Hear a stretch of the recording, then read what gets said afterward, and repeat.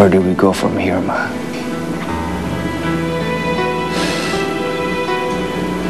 Ang dami natin kailangang hingan ng tawad.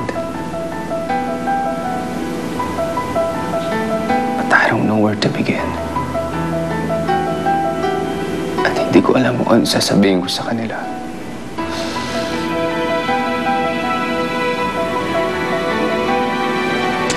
Frankly, anak,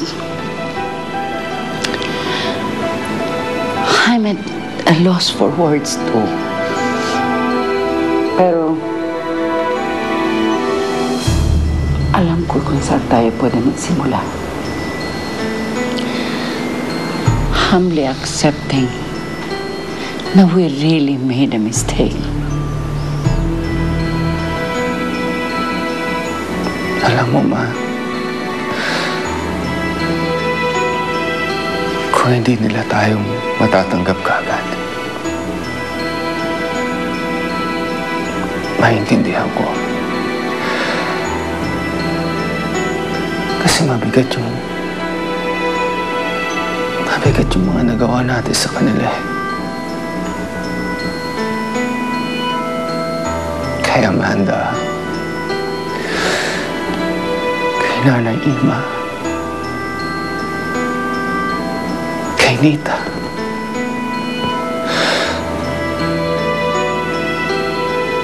sa asawa ko kay Mira.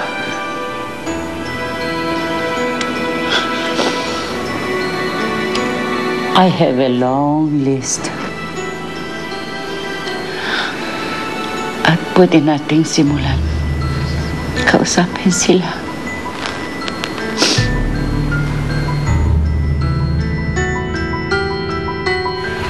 Nita, dapat hindi mo na kasi pinatulan si Misty eh.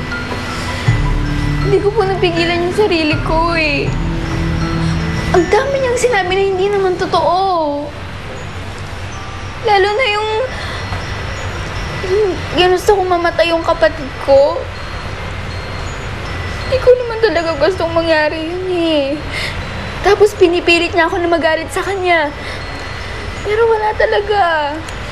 Hindi ka ba talaga galit sa kanya? Galit po. Pero mas naawa po sa kanya eh. Kasi alam kong galit sa kanya ang lahat dahil sa nangyari. Alam kong mahirap yun. Alam kong masakit. Kasi nung ako po yung napagbintangan, ganun din po yung naramdaman ko eh. Pero kahit ganun, may sumuporta pa rin po sa akin. May naniwala. Pero sa nangyari sa kanya na yun, alam kong walang kakampi sa kanya. Tinalikuran na siya ng lahat. Kaya, mas naawa po sa kanya kaysa galit yung nararamdaman ko.